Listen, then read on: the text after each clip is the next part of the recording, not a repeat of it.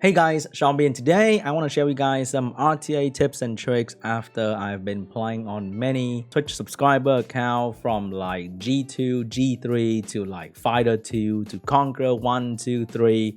I've been playing a lot of RTA on other people's account and I've learned quite a few different things, and hopefully in this video I can give them to you so that you can fine-tune your RTA a little bit better.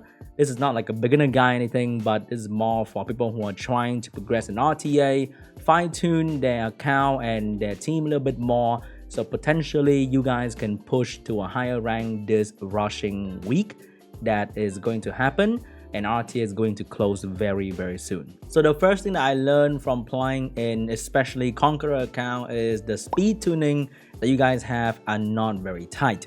You want as tight speed tuning as possible so that when your team move, they move together and not one thing move and then the next thing get cut by the enemy team and you are kind of screwed. What I mean is your Swift stripper, for example, your Water Ryu, your Chiwu, your whatever, they need to have some sort of follow-up. In 2021, even in Fighter 3, there are many people with Swift set that is like 300 speed and they have like many of them, but they are still stuck in their rank and wonder why with such a good rune set they are still there and not progressing. So when I play with Conqueror account, they have this, let's say, stripper at 300 speed, very well rune, I respect that, but the next thing to move is, let's say, this Savannah at 265 speed.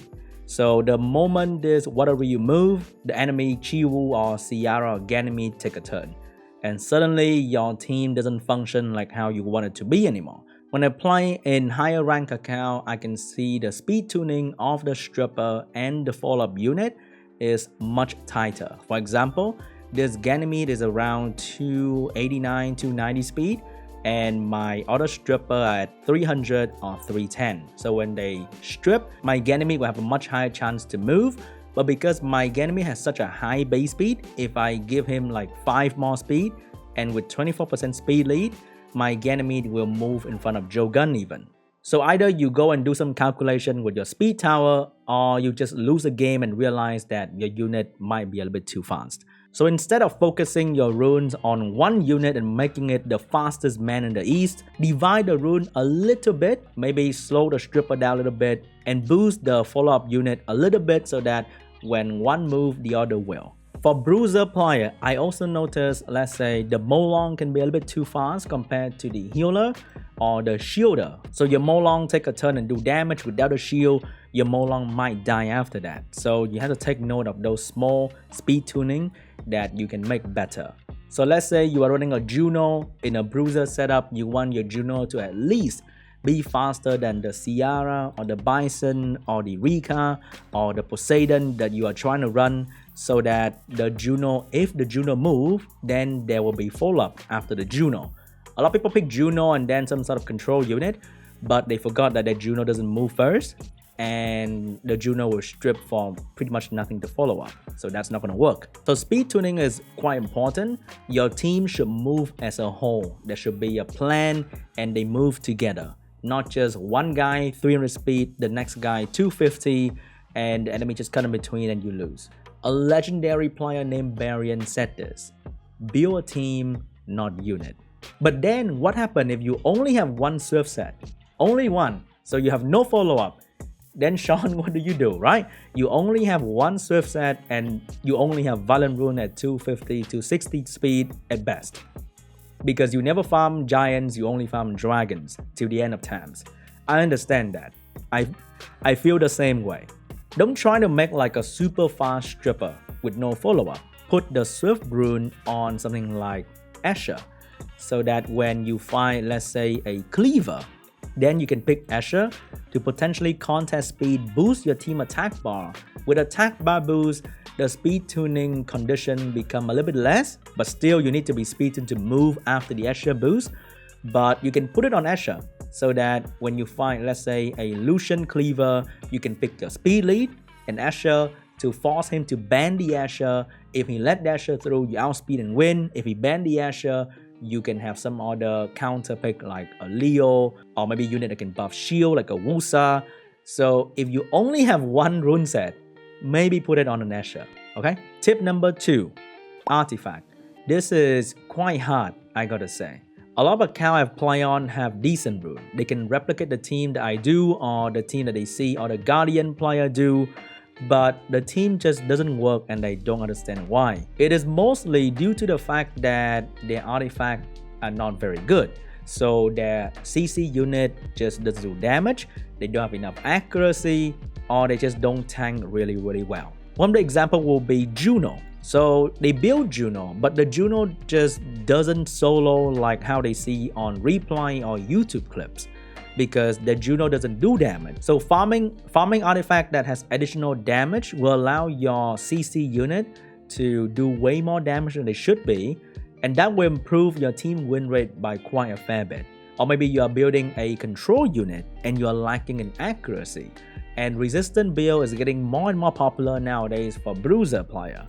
It is very normal to see a Lulu with Will Rune and max resistance, or even a Rika with max resistance, or just anything that takes turn 2 will probably have higher resist than you think it should have. And the fact that you have 50 accuracy with no accuracy in artifact might be hurting you more than you think. You're not landing debuff, you're not pushing their attack bar back, and you lose. And then you blame RNG and all that good stuff, but maybe they just have really good resistance. So maybe from now on, you can spend a day or 2 during the week to start farming artifact. It is a pain in the ass because artifact farming is very discouraging, but it is very necessary to start building up your artifact arsenal.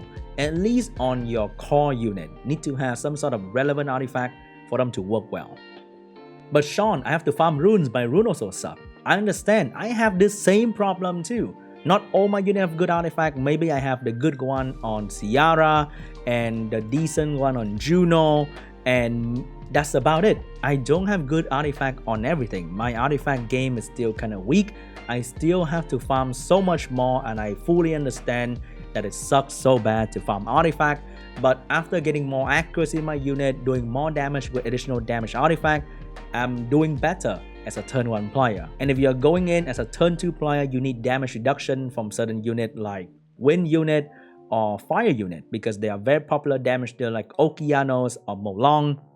Let's say your Ciara actually received most of the damage from Molong, you might want to consider getting damage reduction from water and not fire. Usually you think Ciara will be focused on by fire unit, but you realize that mostly you die to Molong damage. You might want to get damage reduction from water. And the same logic can apply to Molong, who will require artifact damage on wind if you're mostly using Molong to kill Ganymede, Diana, or Ciara. So look at artifact and give it some thought and start writing down what you need, because it is very confusing and you need a lot of artifact for a lot of unit. Start farming artifact today so that your RTA can be a little bit better. Lastly, you need to have some counter pick. When I play on people's account and I want to look for a counter pick and I don't see that and I have to just keep going with the same team, that's when people don't realize that the team doesn't work. You need some counter pick to pivot to. Most people are used to the same team they play every day and they are comfortable with it. They don't want to pivot to other play style because it's not comfortable to change. But when you learn how to pick the counter pick properly, you will start winning more, because there are some counter pick that just destroy the entire enemy team and work really well. Counter pick is something you pick at the very end that either force the ban on it or it will destroy the entire enemy team if not controlled well. For example, you have Diana or Rika or Antares. These are the units that if they let through, they will have to fight it head on, and they are risking their game losing to one single unit. So when there's no immunity, start drafting the Water Joker. This unit can be built on Swift or Fatal, but I have mine built on Violent just because I have some Violent rune left around anyway, and he can Violent proc back to more bomb, and that's pretty cool. The moment he land his bomb, he can do ignore defense damage and stun. And if you don't have Rika, there's so much more reason to build a Water Bomber. The same logic will apply to Rika as the last pick to deal with teams that don't have immunity, and she's just really good at it. For enemy team that doesn't have any strong fire unit, you might want to start drafting the Wind Sniper, because water unit will most likely glance this unit and give it full attack bar and attack buff. A Vampire Carbon will do good damage, can solo an entire team without fire unit. Very, very strong. I don't have my build right now because I'm enjoying my time with Diana still. And also Fuki is a very strong wind bruiser as well with self-healing, defense brick, and HP build. This guy is a monster. If you see an enemy team that focus more on this guy, Samath, and then you see Chung Peng, and you see Heigang, Annabelle, Lulu, you don't see Okeanos or Bison, you pick the Wind Sniper. If they let it through, it most likely will be your win. If they don't let it through, at least you know you have the team that you want to play with, and the counter pick get banned as usual. If you have a Jogun, then you build triple revenge first because you know that you're gonna pick Jogun almost all the time, so you don't have to put wheel runes on it. If you don't have Jogun and you have to find Jogun all the time, put a wheel set on this. This is also a very popular old school counter pick that probably will be used all the time when you fight people turn 1 and you are taking turn 2. Don't think I need to say much about Leo or Molly. When you need healing or when you need Leo, you are taking turn 2. These are very, very strong counter unit and you need to build them as well if you can. Usually the counter unit are not using Violent or Despair or Swift, which means you can build them on Vampire, Fatal, or other stuff that will allow them to shine better, and you don't have to take, you know, the best Vial or Swift rune for them. So please build them because you need them, and because the Leo is very popular in RTA, people are drafting Leo second pick, third pick, which means you can actually draft something that have 0 speed or just a little bit of speed and stack damage on it. I have my Leica, which is a very popular Leo counter pick on Vampire, attack with damage attack, and usually Leo team will feature 1 damage dealer, Leo, Vert, and some sort of support unit. You ban the unit that can potentially kill your counter pick and let the counter pick solo the entire team.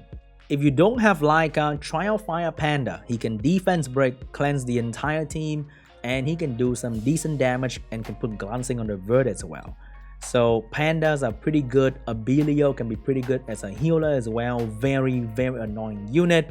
There are many units that can shine really well, like Wind Panda, just bruiser unit in general that doesn't need speed, but because the meta forces you to build speed, you think you need speed slot too. But because Leo is so popular, you can definitely build a couple Leo counter pick that has so much damage potential that doesn't need speed.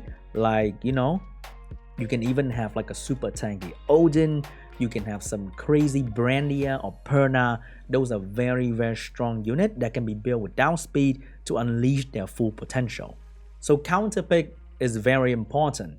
But then how the hell do you know what can counter what? The easiest way and fastest way to learn is to take a look at the drafting from the replay section. You can look at the replay pick ban and try to learn why it is getting drafted that way. So in this setting, we have a Ciara Jogun, but this guy is mixing in Bruiser unit, and this guy going with more Okeanos, a turn 1 setup, but seeing the enemy has some Bruiser lineup here, he is drafting some anti-Bruiser as well. Diana with the shield and damage, and also Molong with the ignore defense damage that's very good on the RTA getting drafted. In this draft, as you can see, this guy is running double speed lead, double stripper, but these units are very weak to Vert, and this guy is trying to go for speed lead and Vert, so you either have to find the speed lead and lose turn 1 to Okeanos potentially, or ban the speed lead and get revenge by Vert. So this guy counter by picking 2 water unit, and there's a Varant to deal with the Vert, and this guy is seeing 2 water unit pick up a Fangyan to kill the water unit pretty much. So this guy team is getting countered by 3 different options. And I think with the Ciara on the team, he has an option to kill the Panda, so he's probably gonna ban the Vert. And seeing this guy, knowing he's gonna ban the Vert, will probably either ban one of the water unit. So look at this draft right here. We're seeing some turn 1 aggression, damage, bombing action. And the guy on the left can see no immunity over here, which means he can pick the last pick bomber that will be a great threat to the enemy team. So this guy last pick has to be the immunity unit that can counter pretty much the entire thing here. So the force ban will lie on the Lulu, and he knows the enemy is gonna ban the Lulu. He'll probably have to ban the Joker. So this draft right here, we are seeing very classic turn 1 strip into heavy control fire unit. Over here, we are seeing anti-meta has a meta of its own, which is this group of unit right here, Lulu and friends. So the last pick being the Water Lich counter pretty much 3 unit or 4 unit on the enemy team, being the Fire CC unit. The Water Lich can kill Antares no problemo, and the Monkey King cannot sleep the Lich as well. So this is a very strong unit if it make it through. So if this guy make it through, it's gonna demolish the entire team over here. But if he doesn't make it through, this guy get a full team of annoying tanky piece of shit unit that this guy also are not very comfortable with. Even though he draft the counter pick to the Diana, and Bison is not bad against the Juno, but this combination is already good enough, and the last counter pick was really clean. So let's see what's gonna happen. Wow, the CC guy is G3. The guy with the Lich is just a G1. The Lich get banned because the counter pick is too strong. So this guy gets to play with his anti-fun team kind of thing. Really annoying team over there. And this guy has to fight through all these immunity and control. Immunity and protection from Diana, Juno, and all that good stuff. And I highly think the guy with the Juno will probably win because he doesn't really have a way to control the Lulu well, and there's no way to control the Juno at this point of the game because he has to control these 2 units as well. So even though he's doing pretty decent damage, nothing can be done to the Juno. If we fast forward, I will expect a violent proc that's going to happen somewhere for Diana, because this team is getting beat up so bad, and this team is going to proc somewhere in between, and Diana's going to get a proc, as you can see right there, at 27%, and he's going to start demolishing the entire enemy team. So that last pick forced this guy to ban it, and not being able to ban either Diana or Leo will make a CC team just crumble really fast, as you can see right here. So going first doesn't mean much if enemy can take a beating and destroy you with just tankiness. Here we have a case of classic last pick bomber where enemy doesn't have any immunity. Let's see if the bomber stay, and let's see if the bomber can actually make a play or not. We see the bomber getting banned, which means this guy get to keep his entire squad that's probably gonna survive potentially, but I don't think so because Kaki kinda destroy Bruiser unit really well. So a smart CC turn 1 player will incorporate Kaki into the draft, and the Kaki will destroy these 3 units very easily, because it's very hard to kill a Kaki, and a Kaki can heal back very quickly and do very good damage to you.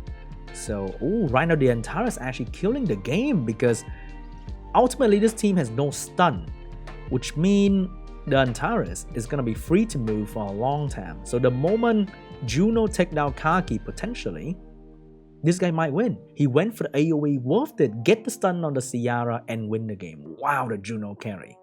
So unfortunately, to counter the meta, you still require some sort of anti-meta unit like Juno, Leo, Diana, but at least, okay, at least have Antares and Lulu and Water Joker and Verd build up, because they are probably going to be your bread and butter to counter the meta, potentially. And Water Lich as well, if you have one. Alright guys, that's it for me today. Just some tips and tricks for y'all. I'm gonna be back grinding some more artifacts, trying to get, attack bomb damage. Trying to get my artifact game better, and hopefully, be better in RTA and can further give you guys more tips and tricks. But for now, thank you so much for watching. Hope you guys enjoyed the video, and I'll see you guys in the next one. Bye. Now let me roll that shit. Give me 3%. Give me 3%. Yeah, yeet.